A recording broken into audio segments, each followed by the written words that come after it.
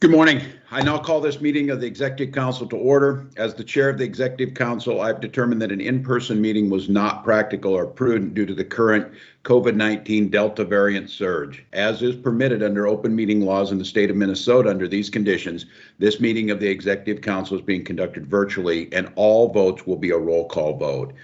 I would like to call for a motion to approve the draft minutes of the regularly scheduled Executive Council meeting on May 26, 2021, and the emergency Executive Council meeting that was held on June 14, 2021. So moved.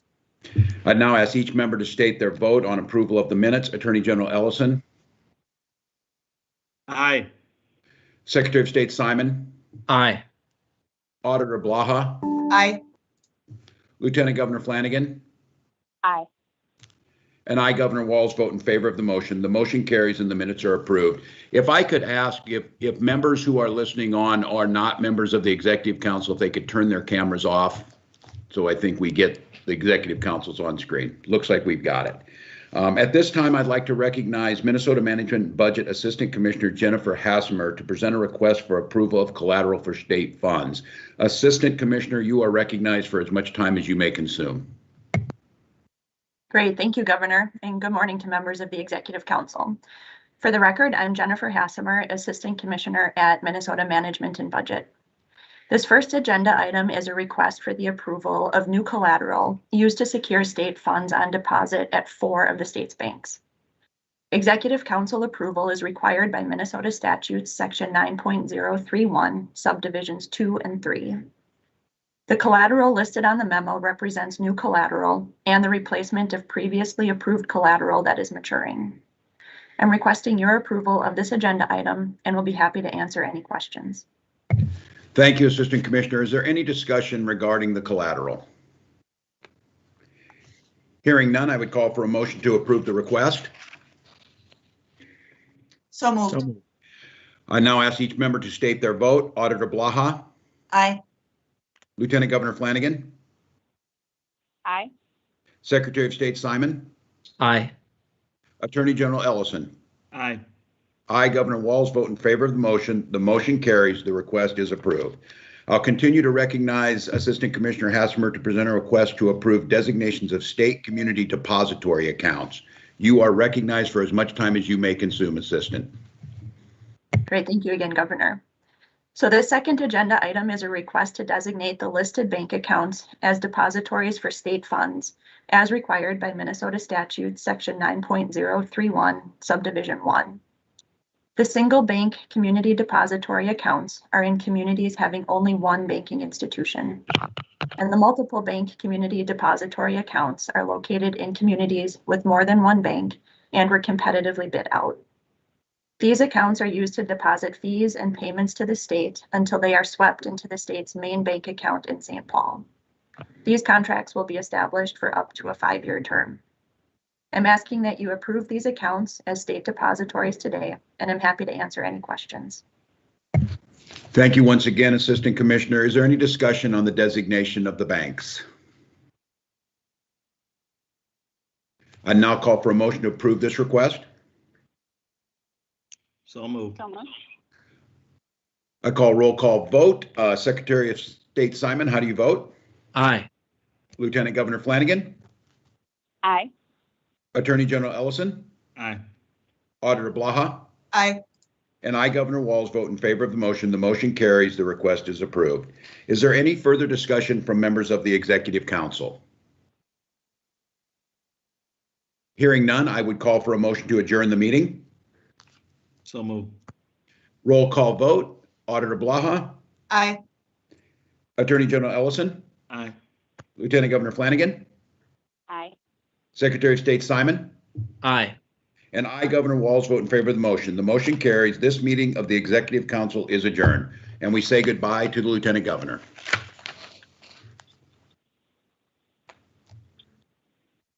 I now call the meeting of the State Board of Investment to order. As the chair of the State Board of Investments, I've determined that an in-person meeting was not practical or prudent due to the current COVID-19 Delta variant surge. As is permitted under the open meeting law in these conditions, this meeting of the State Board of Investment is being conducted virtually, and all votes will be counted by roll call vote. I would call for a motion now to approve the draft minutes of the May 26, 2021 meeting. So moved. I now ask for a roll call vote. Secretary of State Simon, Aye. Auditor Blaha, Aye. Attorney General Ellison. Aye. I, Governor Walz, vote in favor of the motion. The motion carries. The minutes of the May 26, 2021 meeting are approved.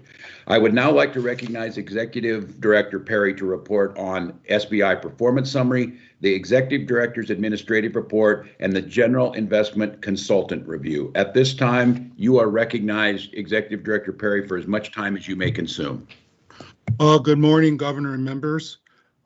Please indulge me as I go through part of the performance report. If you've noticed on page 2 of the performance report, we are now responsible for $129 billion, or 1/8 of $1 trillion. $90 billion of that, which is the combined funds. We have achieved a return this past year of 30.3%. And like to point out that that's the second largest return achieved in the history of the State Board of Investment. We had a return of 40.3% back in 1983. And so for me, this is pretty monumental. Would like to thank my staff in the IC and our managers for what I think was a pretty exciting year. I wanted to share some history with people. Back in 1983, we were only responsible for about $4.5 billion in the combined funds, a total AUM for the SBI of $6.3 billion. I joined the organization in 1990 when we had what seemed monumental at that point in time, total AUM of $16.3 billion and combined funds of only $12.4. When I returned from my hiatus from the State Board of Investment in 2013, we had an AUM of 68.6. and the combined funds were $52.1 billion. So for me, this is truly a momentous year, and I'd like to thank all who contributed. If you turn back to page 3, you'll see that we are ahead of our combined fund objectives for 10 years, producing 30 basis points above our composite index, and we've achieved a 6 percentage point real return over the last 20 years. Our performance over the years, on page 4, you'll see that in all reporting years, we have achieved a return greater than our composite index. Our asset allocation as of now is pretty much in line. Our asset mix is pretty much in line with our asset allocation. The primary contributors to our performance this year have been domestic equities and our private equity program. I'd like you to turn to our volatility equivalent benchmark comparison on page 10, and you'll see that the risk of the portfolio still continues to be pretty much similar to a 60-40 stock bond weighting, and we have added value in all reporting periods. If you turn to the TUX pages, notably on page 12, this will be the last time you will see us reporting against a $1 billion figure. We will report beginning next year on next meeting against the $20 billion number. We were going to make that the $50 billion, but we really don't believe that there are enough comparison points for that. That's the end of my performance report. If you turn to the administrative report in tab B, you'll see that we are returning back on attachment day about $3 billion to the retirement plans for from our budget for fiscal year 20. The remainder of the report just illustrates information for our Sudan and Iran updates, and we are continue to be in compliance from a reporting standpoint with the legislation for those two geographical areas.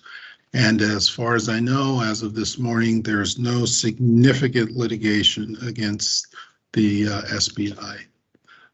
Tab C, we issued a RFP because of our current consultants' contracts come due. Excuse me. Our current consultant contracts cease in the early part of calendar 2022. So this spring we issued a contract, an RFP to, excuse me. We issued a contract to for consultant services for our general consultant, and we did receive back 7 responses from, excuse me, we received back 7 responses from consultants, and after review by staff and consultation with some members of the IAC and also some the designees of the board, we have decided that we would recommend to the board that we continue the services of both Aeon and Makita as general investment consultants for the board. And if the board approves, we will begin contract negotiations promptly. Are there any questions?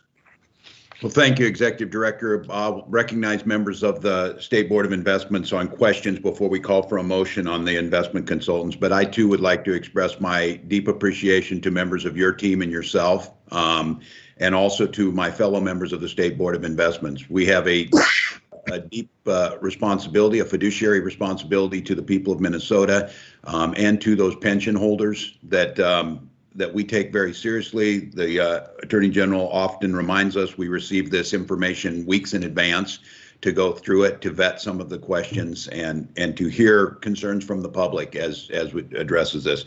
The returns are truly remarkable. They mean stability for literally hundreds of thousands of families across Minnesota, and this is the work that that this board is tasked to do. So I am just incredibly grateful. I recognize Auditor Blaha. Thank you, Governor. I'm also quite impressed, but I think the return numbers are great, but I think I'm actually happier about is the fact that we are reacting to extremes in performance with diversification. You know, the idea that whenever we see those graphs spike up, we learned with COVID, any graph that goes real sharp in any direction is worth your attention. And the fact that the response to extremely good performance is also the same as if we had extremely bad performance. We want to respond with diversification because an outlier suggests that it will not persist forever. So I think it was really great to hear not only from SBI staff, but also our consultants, that they're being very careful about keeping things diversified to respond to volatility, potential inflation. I think the idea that we had co-investments to mitigate things coming forward, we've taken a lot of actions to deal with volatility, and I think that's great. So again, the great numbers are fabulous, but more importantly, the fact that we're thinking long term, sticking to our plan, and have a plan that can accommodate the volatility that those kind of changes suggest, I think is what's really important here. So like a good Minnesotan, when things are too good, I get just as worried as when they're too bad. So I'm glad that we're responding to this appropriately. Thank you. Thank you, Auditor. Secretary of State Simon, you're recognized. Thank you, Governor and members. And Mr. Perry, again, congratulations to you and to your staff. A lot of Minnesotans are sleeping better because of your work right now, as the governor alluded to. when you and I met privately, and this is for the benefit of the public, I asked you a question, kind of adopting a devil's advocate approach. It wasn't necessarily my approach, but I said to you, what would you say to those who say this is just borrowing against future returns? Meaning, sure, you had a spike, but now it's going to inevitably plateau. And I thought your answer was great, and I thought the public might want to hear it. I hate to put you on the spot, but it was a reassuring answer, I thought. But do you care to share your perspective on that devil's advocate view? Hey, this is just borrowing against future returns. I'd let you do that, sir. Well, I remember your answer. It was soothing, and I hate to speak for you because you're here, but in essence, if you don't mind me disclosing, what you said to me was, you said to me, well, that's what people who say that have been saying for 30 or 40 years. And you just recounted some of the numbers. That's not to say we should be, naively optimistic, but you were saying whenever there's a spike or some good fortune, people have said that, and I'm paraphrasing you, but you said that's been demonstrably not true over the long haul, which is how you and your team are looking at things. So bottom line is you had an answer for that, and it was a reassuring one. Thank you. Thank you, sir. Thanks, Secretary.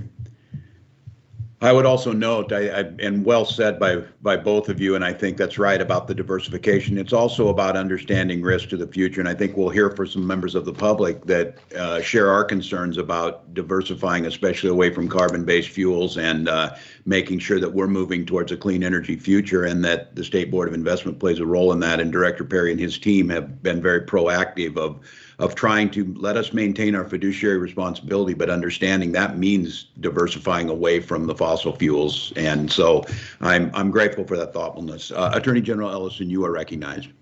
I just want to add my voice to you, my colleagues, and commend Director Perry and his team for navigating the situation so well.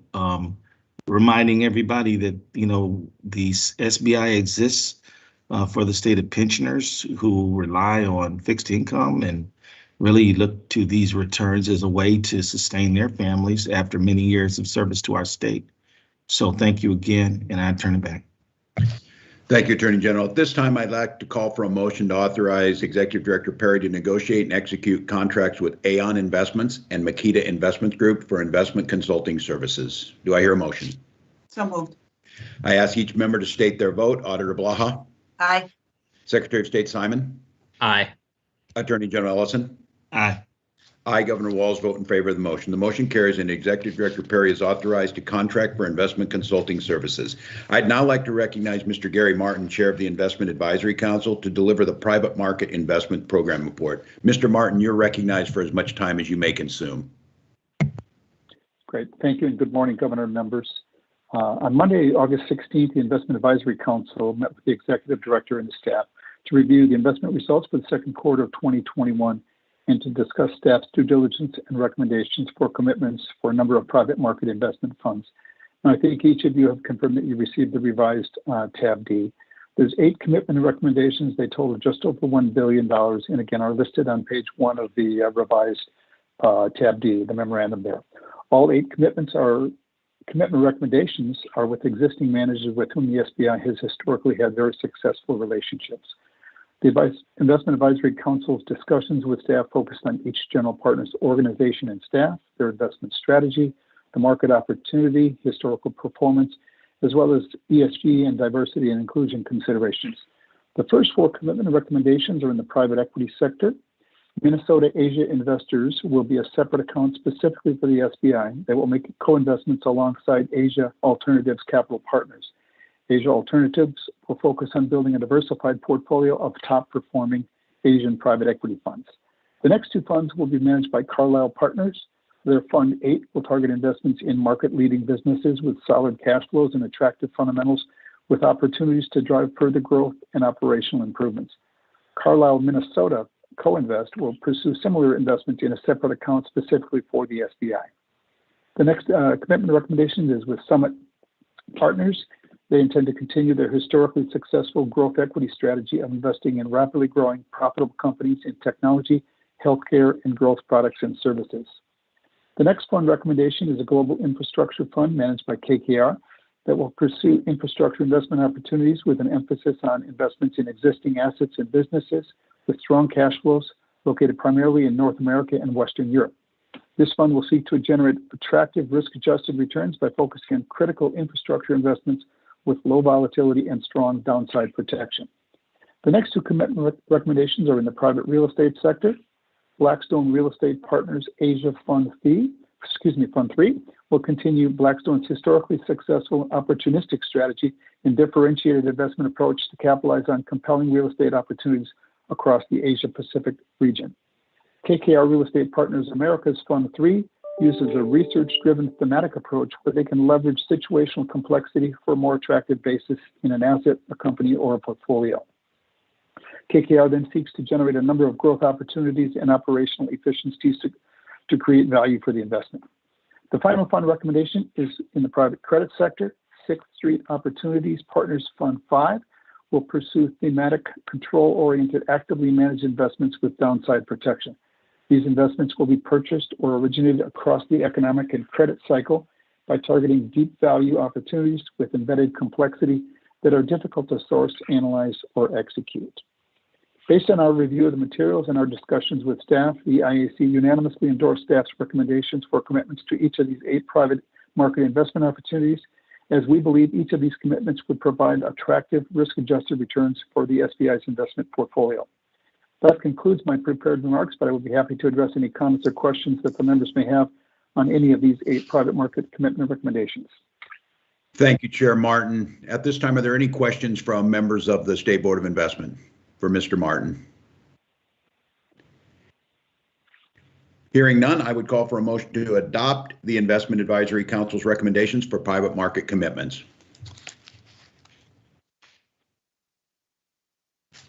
So moved. At this time, I'd ask for a roll call vote. Attorney General Ellison? Aye. Secretary of State Simon? Aye. Auditor Blaha? Aye. And I, Governor Walz, vote in favor of the motion. The motion carries. The recommendations are approved. At this time, I'd once again like to recognize Executive Director Perry to address the remaining items on the agenda before hearing from members of the public who have requested time to speak. Executive Director Perry, you're recognized for as much time as you may consume. Governor and members, the remaining items will provide information both with our public markets investment program and the remaining programs within our charge. But what I would like to refer people to is our ESG report this time. We had a pretty successful proxy season and just wanted people to note the item on page 1 are in concert with several other large pension plans. We were pretty successful in having some change made amongst the board of directors of ExxonMobil.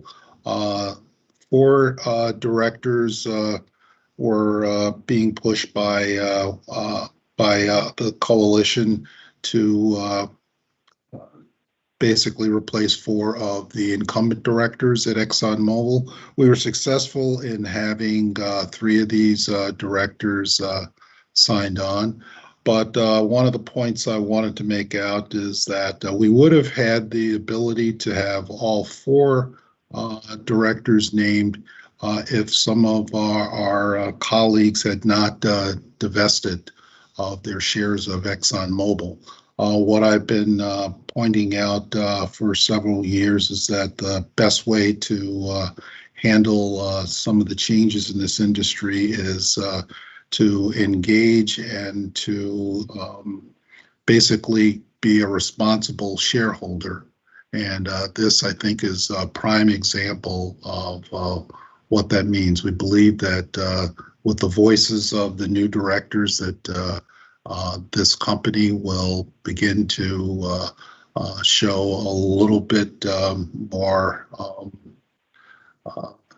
thought in line with some of the goals and objectives that we have in terms of changing climate change. But thought that that was something that people should take note of. And the remaining reports are from our two consultants advise people that get a pretty good view of what's happened in the past quarter by taking a look at those. That's all I've got to report this morning. Thank you. Thank you, Executive Director Perry. I would like to note for members of the public listening the very important point that that the Executive Director is making about strategies of engagement and disinvestment as part of a broader strategy, both adhering to our fiduciary responsibility, but also understanding we need to move to a clean energy future. And the director is pointing out that the 3 directors that we were able to put on those board members, these are folks that believe in climate change, believe we need to take bold action, and now they are sitting at the table of one of the largest fossil fuel companies in the world as they start to transition away. So these are some of the leverage. These are different ways that we engage. We made our moves away from some of the dirtiest coal and continue to work on that. So I want to thank you, Director, and thank members of this board who have been pushing this. So I think to note of what was being discussed there is progress is being made.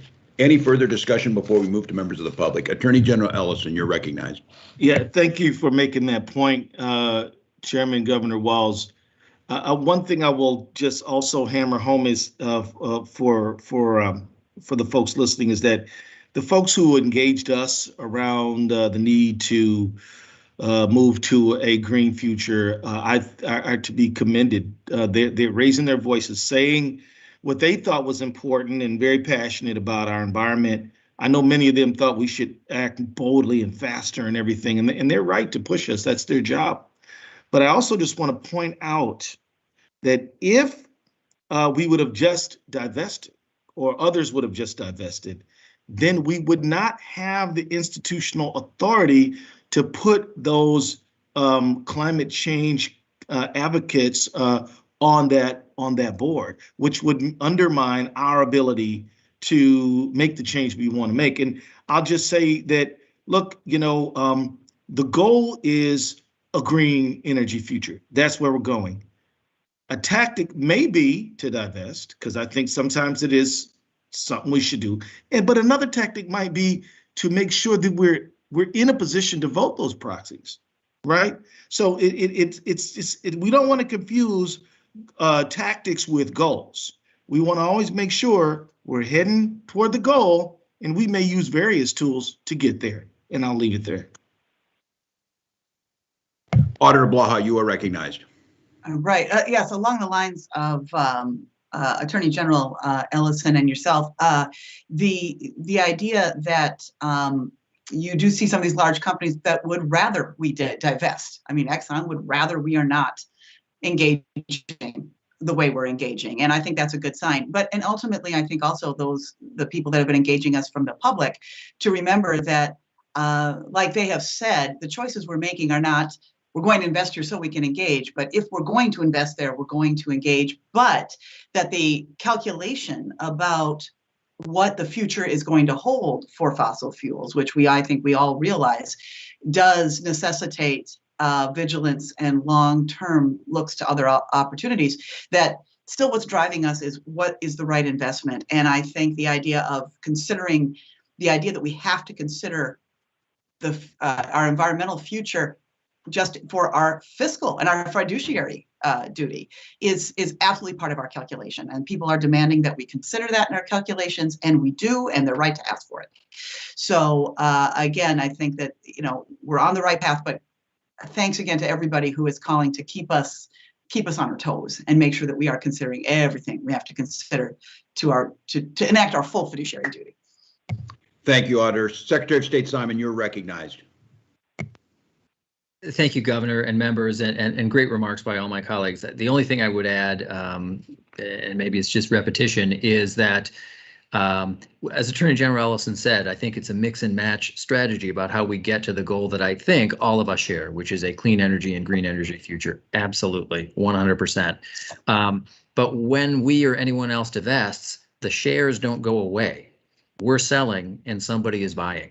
And we have no idea who's buying or what their values and their priorities are. And that's not to say that we should never divest. Of course we should. I mean, that's part of what we do as long as it's consistent with our fiduciary duties. But this is a good example of when you keep your shares and you vote your shares, you can get some good stuff done. Whereas when you dump your shares, who the heck knows who's buying them and what their views or values are and how they're going to vote their shares. It's just a cautionary tale. That's all. Thank you. Thank you, Secretary, and then thank you to the members. And now we get that opportunity to hear from those engaged citizens who come before this board and are passionate.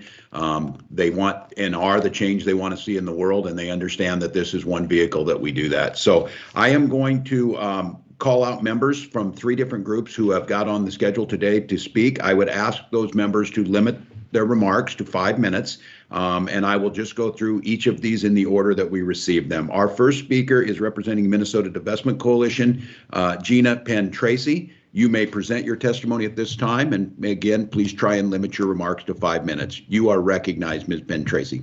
Thank you so much. Thank you for allowing me to speak today, and I apologize for being absent at our last meeting due to technology issues.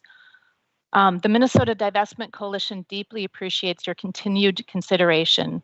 We also appreciate the progress made on thermal coal divestment, ESG policy development, and proxy voting reporting from the SBI over the past few years, especially during these difficult times. While we see proxy voting as a powerful tool for change in high carbon usage industries, such as plastics, transportation, refrigeration, etc., the top 200 carbon holding companies cannot make substantial business changes that mitigate the risk created by their need to burn that carbon for the viability of their companies. There's no amount of engagement that can overcome the financial fundamentals of carbon-based asset dependency inside of Exxon, for instance, and other of the top 200 carbon holding companies. Any board member is required to hold a fiduciary responsibility to the company itself. In the case of carbon-reliant industries, no amount of engagement will be able to overcome that fundamental conflict. I'd like to speak on a few other things. Recent progress in the carbon divestment area from other state pensions, performance in fiduciary research on institutional divestment, and concern regarding our private placement investments. In June, the Maine state legislature passed LD 99, an act to require the state to divest itself of assets invested in the fossil fuel industry. The successful vote makes Maine the first state in the U.S. to commit to fossil fuel divestment through legislation.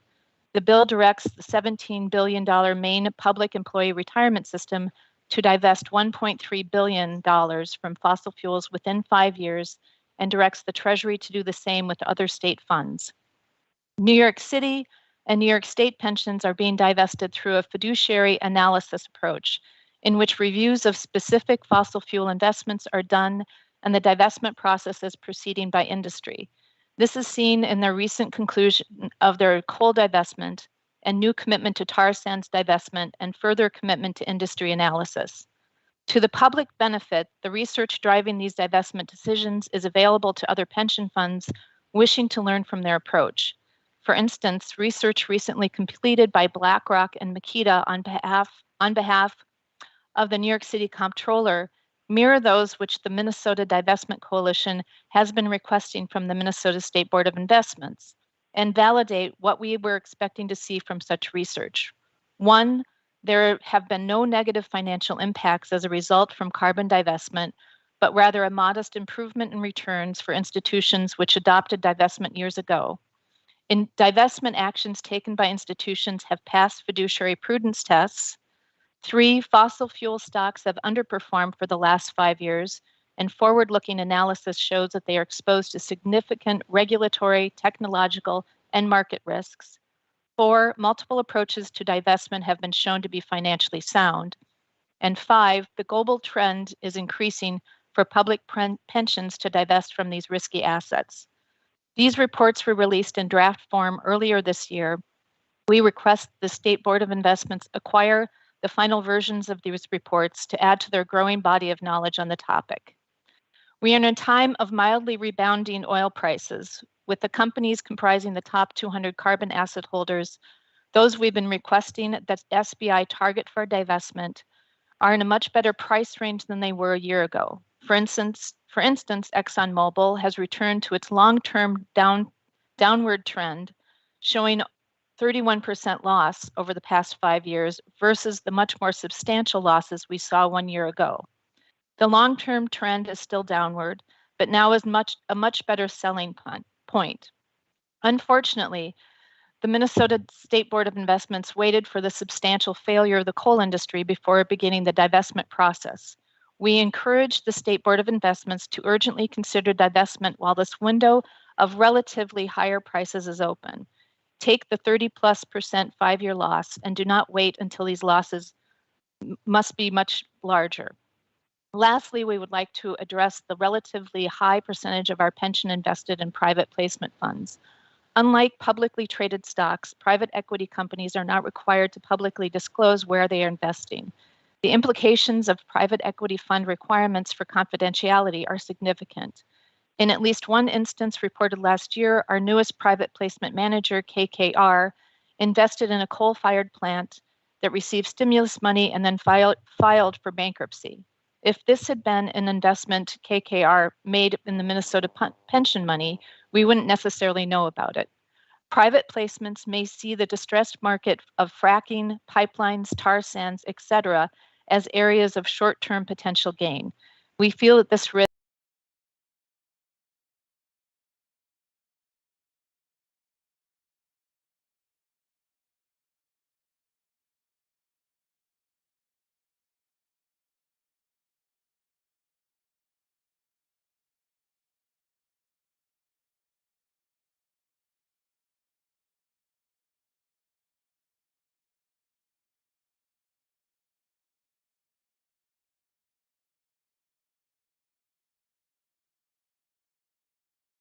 your testimony and the information provided.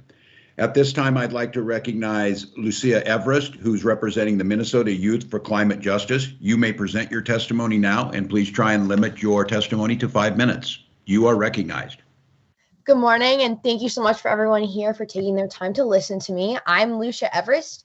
I'm a Minnesota high schooler going into 10th grade, and I'm testifying on behalf of MN Youth for Climate Justice, which I know you've heard from before.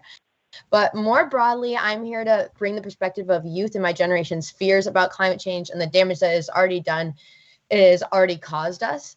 And just for some examples, earlier this summer when I would walk outside and the air was super smoky, I have really bad asthma, I couldn't really breathe in, that was deemed pretty normal. And the deterioration of our planet has been so normalized due to the sheer volume of climate change related issues that have been wrecking our world.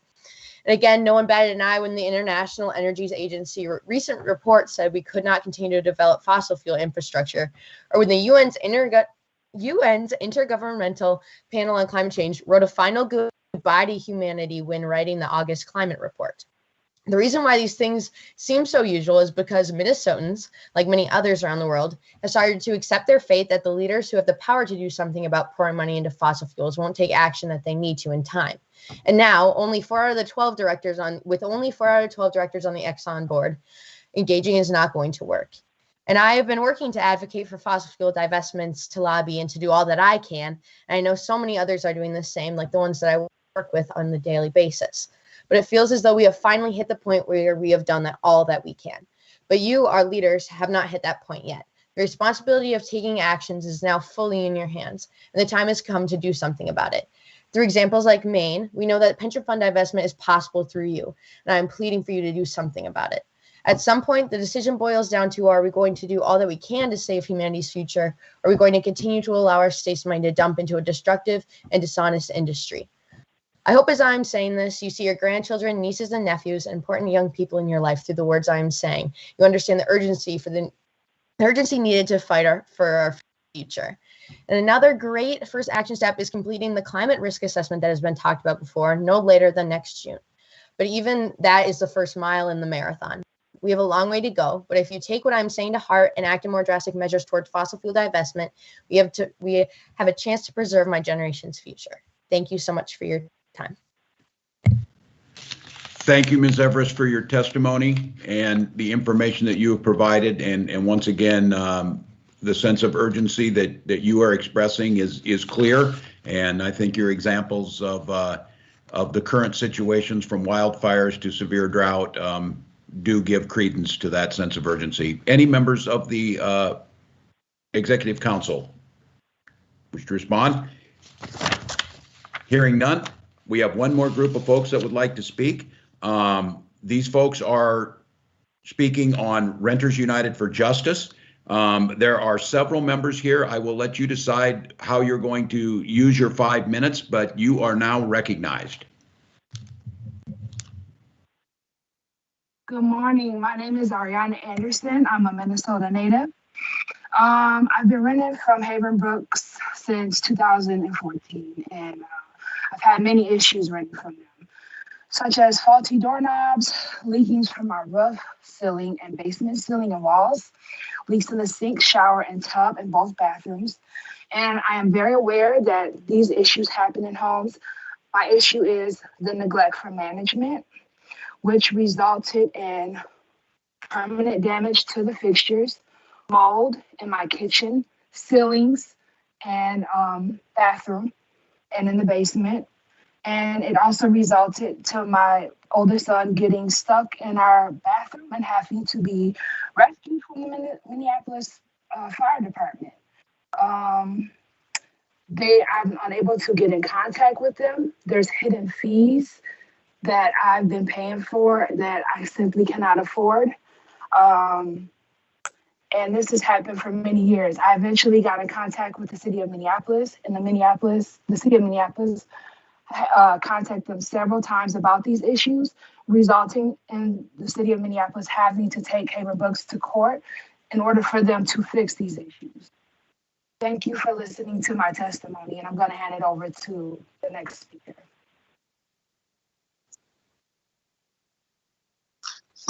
Thank you, Governor, and thank you, the rest of those on the board. My name is Olaxon Kwesi. I have been a resident of Minnesota for the past 10 years since I immigrated to this country.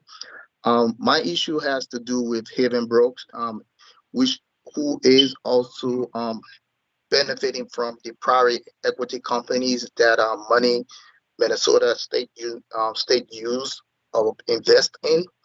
Over the time, me and my family has experienced health condition due to the poor management of Haven Brooks, who have bought up properties over the time, and they are renting those properties to low income holders within the state of Minnesota. And it have led to increase in rent and other issues, like my little daughter suffer from lead poisoning or something like that. We had to engage the state to come and take a look. We have also had increment in our rent every single year, and this have led to me finding 2 jobs, which of course due to the pandemic have also led to me going out to find job, which led to me contracting the COVID-19, only because I have to go and fend for my family, and I just couldn't handle paying my rent, which have increased over time every single year, and I had to go out, and that led to me getting COVID and spreading the COVID to my family. I'm just begging you guys on the board and other people to be able to look into this and see how you can help us and improve our condition and our standard of living with regards to Haven Brooks. And thank you for listening to me.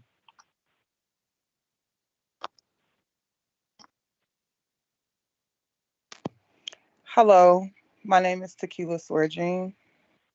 I've been a resident of Haven Brooks Homes for about 5 years now.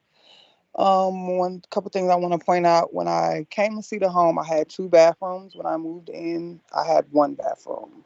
A couple years after that, my basement had flooded. They came and did a Band-Aid job. With that being said, I have surface mold all over my basement. I cleaned it myself. The city inspector just was out here a couple weeks ago, and he said it's more surface mold down there. We just had a storm, yesterday?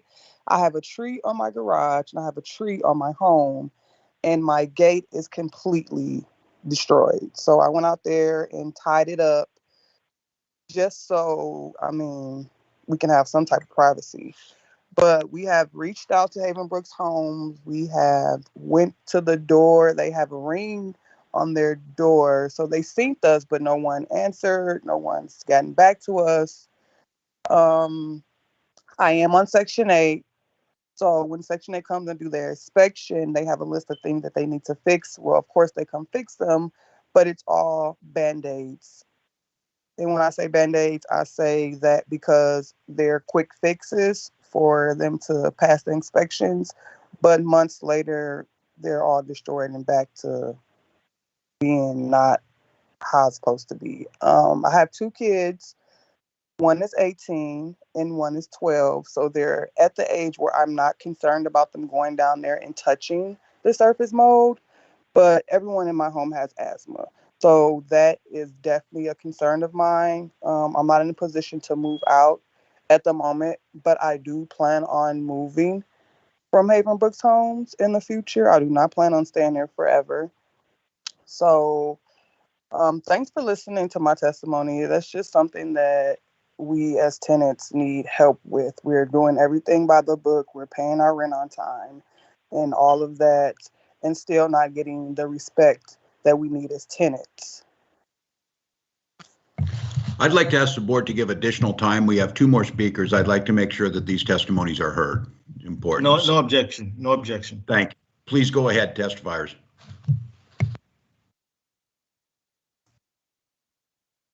All right.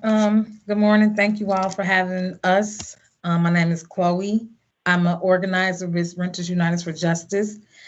And as you've heard from our tenants who we've been organizing and working with, the conditions of Haven Brook Homes and how it's not been treating them well. And this is where the state comes into play. The Minnesota State Board of Investments has invested $150 million with Landmark Real Estate Fund 8. That's Landmark Partners. And in 2019, Landmark Partners in turn invested into Prettium Partners. Prettium Partners has now purchased Haven Brook Homes front yard residentials as of January of this year. Haven Brook Homes rents to Northside renters who are mostly people of color, and they do not invest in the upkeep of their homes. The state is basically investing money into companies that exploit and extract from housing primarily on the north side of Minneapolis. So we just really need this cycle to stop, because there's also investments with Blackstone as well, and they are also not a really good investment program to people to invest with. So we just really want some support here with the tenants. Stop investing in them, or try to help us get us to a better solution, because there are many tenants with a lot of different issues, and we can't continue to have this. Thanks for having us. Ms. Jackson, do you have any further testifiers?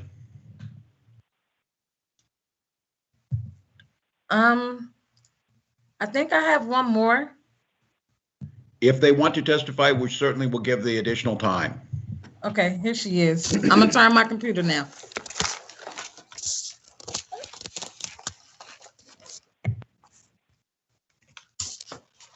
Hello. My name is Shanika Henderson. I also rent from Haven Brook. I have been renting from Haven Brook for about 7 years. I just recently had my son, he's 3 years old. I have contacted Haven Brook about many issues that I have been having with my son being born prematurely. I needed to move into a bigger unit to be able to provide for him, for his nurses to come and visit him, have home visits, and they will not let me move from this property. And when I did try to do that with Haven Brook, they treated me as if I was a new tenant. I would have had to give them thousands and thousands of dollars, and also fill out a new application, have a co-signer. So they're not working with people that are of some needs. And I need a bigger house. And I've also have safety concerns. I live at 3738 Girard Avenue North. It has been horrible over there as far as just my kids playing in the front yard, even being in the backyard. It is, at this point, it's a big safety concern. I have been a great tenant of theirs. Like I said, I do have some housing issues, things that need to be fixed as of last year. I'm just really concerned about me and my children, maybe even possibly getting killed and living in this neighborhood. I've talked to several of the management people and nothing has been done. Nothing has even, they haven't tried to do anything. I'm frustrated and I'm to the point to where I would just like to move and I don't even know where me and my family would go, because when I'm trying to look on the websites for single family homes, everything that I am coming across is owned by Havenbrook Homes. So I just was in tears last night trying to go down the housing list for single family homes, 3+ bedrooms, owned all by Havenbrook. And I think my back is against the wall. I would like to be moved by this winter. And like I said, I'm to the point to where we're just gonna pack up and I don't even know where I even need to start to go, because they have everything bought up from Havenbrook, and it's very sad. I thank you guys for listening to us. If you need any additional questions from me, I speak on behalf of United Renters for Justice. I am on the board with them. I'm one of the organizers. That's just how invested I am with myself and other families as well. Thank you. Well, thank you, Ms. Henderson, and to all of our testifiers for your testimony, information, and also thank you for sharing and trusting us with your stories.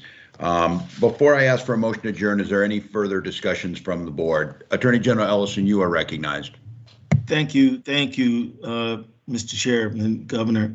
Let me just say that when the Attorney General's office gets complaints, we're not in a position to disclose, say publicly, what we're going to do with them. I can say that we have received complaints about Havenbrook, and we're working on those. I hope you allow me to leave it right there. I will tell you that we took Stephen Meldal to court, sued him, prosecuted him civilly. We had a trial this summer. It was public in the full light of day. We're expecting outcomes in that soon. We're taking action in Greater Minnesota. Because housing is so fundamental to people's livelihood, we are taking housing seriously. Another issue related, but sort of another issue, is that we've really come to believe that antitrust is a real critical issue. And where you see any market participant dominating a market, including in housing, that is of particular concern. And the governor is well aware that we asked the legislature for support and we got it. And we're thinking about not just, drug pricing and other really important and in the area of say internet service. All these are ripe issues for antitrust. But we're also thinking about local domination of markets, including housing. I will just say to anybody who wants to corner a market and then jack up prices on people, we're not going to look fondly on that. And I'll stop right there. Thank you, Attorney General. Auditor Blaha, you're recognized. I just wanted to second what Attorney General Ellison said. That's one of the issues I wrote, antitrust monopoly, on my notes as you were talking. But of course, Attorney General Ellison definitely has more expertise in that. So I am so glad you covered it. No, thank you. And while this is the proper place for this discussion on the State Board of Investments and decisions to be made on what we can do to influence that, I for one am grateful as a citizen, not just as governor of Minnesota, that the Attorney General's office is the people's lawyer, and that is why they're there. So Attorney General Ellison, we know that you can't go further, but you made it very clear where this is at. Can I add one more thing, Governor? I'm sorry, but I didn't say this. If you go to if you Google the Minnesota Attorney General's office, go to our complaint form. We would appreciate you doing that. I know some of you may have already filled out complaint forms, but if you know anyone who has not, the more data we get, the better case we can make. And I'm not talking about any particular potential defendant. I'm talking about that in general. So please, if to the leaders, to Chloe, please get your folks to file their complaints. If they filed already, they don't need to do it again. But if they have not, we're looking at as many data points as we can, remembering and keeping in mind that we've got to have witnesses in order to make a case. So thank you for allowing me to double dip there, Governor. Oh, thank you, everyone. Hearing no further discussion, I'd like to call for a motion to adjourn this meeting of the SBI. So moved. I now call roll call vote. Auditor Blaha. Aye. Secretary of State Simon. Aye. Attorney General Ellison. Aye. And I, Governor Walz, vote in favor of the motion. This meeting of the State Board of Investments is adjourned, and we will say goodbye to the Secretary of State. At this time, I would call the meeting of the Land Exchange Board to order. As chair of the Land Exchange Board, I have determined that an in-person meeting was not practical or prudent due to the current COVID-19 Delta variant surge. As is permitted under the open meeting laws in these conditions, the meeting of the Land Exchange Board is being conducted virtually, and all votes will be counted as a roll call vote. I would now call for a motion to approve the minutes of the May 26, 2021 meeting. So moved. I'll call roll call vote. Attorney General Ellison. Aye. Auditor Blaha. Aye. I, Governor Walz, vote in favor of the motion. The motion carries. The minutes are approved. At this time, I'd like to recognize DNR Lands and Minerals Division Director Joe Henderson to present the proposed land exchange on land parcel Alpha 10014. Director Henderson, you are recognized for as much time as you may consume. Very good. Thank you, Governor and Exchange Board members. Again, we have Land Exchange A10014, tab number 2 in your materials before us today. The exchange involves 10 acres of school trust land located on St. Louis County Low Lake. This is about 5 miles north of Ely. The land has been valued at $70,000. The private land for the exchange is also located in St. Louis County along the Whiteface River and totals 99.55 acres. The private land involved in the exchange has been valued at $72,147. Special legislation was enacted in 2016 to address the inequity, that being lakefront versus riverfront access for the lands involved in this exchange. Laws of Minnesota 2016, Chapter 154, Section 48 is attached to your packet as Exhibit A.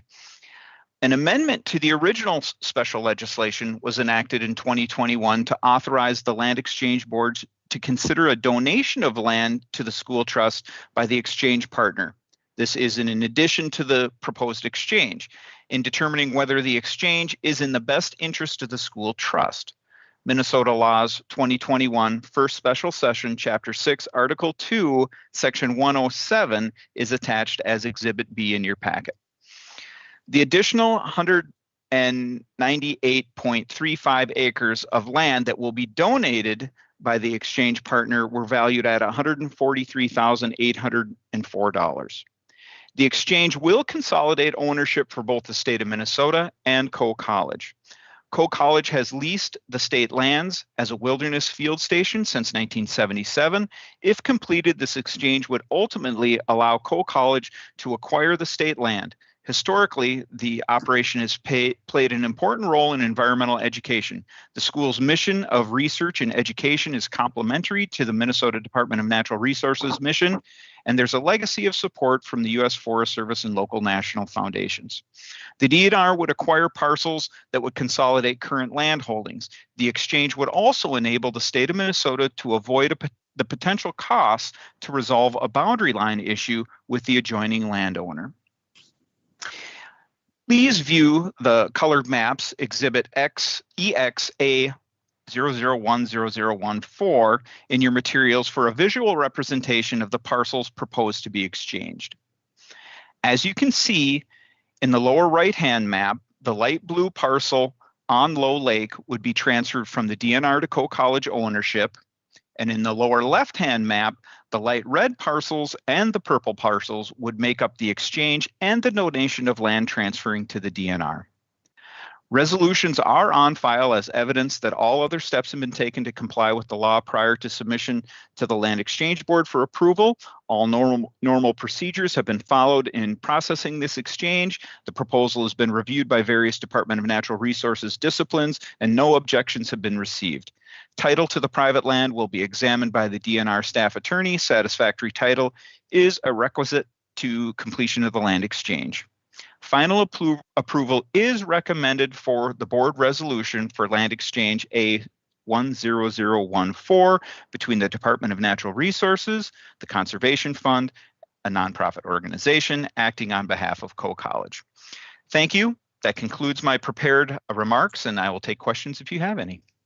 Well, thank you, Director Henderson, and thank you for a very clear definition of a slightly more complex land exchange than we normally get, but all of these have a little differences.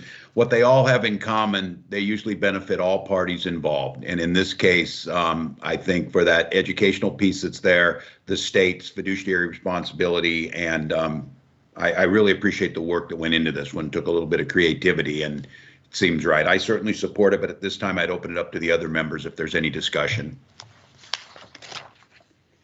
Hearing none, I call for a motion to approve the exchange on Alpha 10014. So moved. I now ask each member to state their vote. Attorney General Ellison. Aye. Auditor Blaha. Aye. Aye. Governor Walz vote in favor of the motion. The motion carries. Exchange number Alpha 10014 is approved. At this time, I'd like to recognize U.S. Fish and Wildlife Refuge Supervisor Tom Kerr and Realty Officer Daniel Kepford to present two requests for approval. You are both recognized for as much time as you may consume. Thank you, Governor and members of the board. For the record, I'm Danielle Kepford, the Realty Officer for the Fish and Wildlife Service, located in Bloomington, Minnesota. And as mentioned, Tom Kerr, Refuge Supervisor for the Region 3, is also on the call and available for questioning. Please see behind tab 3, approval request for fee acquisitions located in the state of Minnesota. And for the record, I will read the first paragraph. The U.S. Fish and Wildlife Service requests authorization to purchase fee title for 97.28 acres of private land in the counties listed below under the authority of Section 4C of the Migratory Bird Hunting and Conservation Stamp Act of March 16, 1934, as amended and in compliance with the provisions of the Wetlands Loan Act of 1961, as amended. The Wetlands Loan Act of 1961 requires that no land shall be acquired with monies from the Migratory Bird Conservation Fund unless the acquisition has been approved by the governor of the state or the appropriate state agency. In Minnesota, approval is provided by the Land Exchange Board. The attracts requested below have been certified by the county boards prior to the Land Exchange Board meeting. At this time, we have prepared and are ready for any questions you may have on this, Governor and members of the board. Thank you, Ms. Kepford. I would note for the members of the board, this requires majority approval. I am going to recuse myself from this vote because the individuals, the second individuals on here are related to my wife. We found out distant, but they are cousins.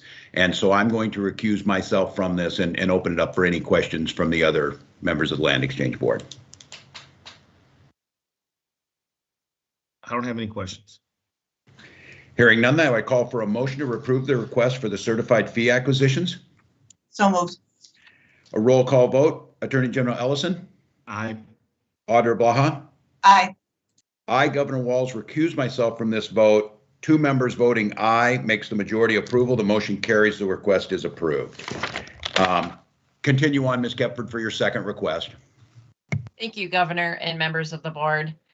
As previously discussed, approval for the Fish and Wildlife Service easement acquisitions is behind tab 4.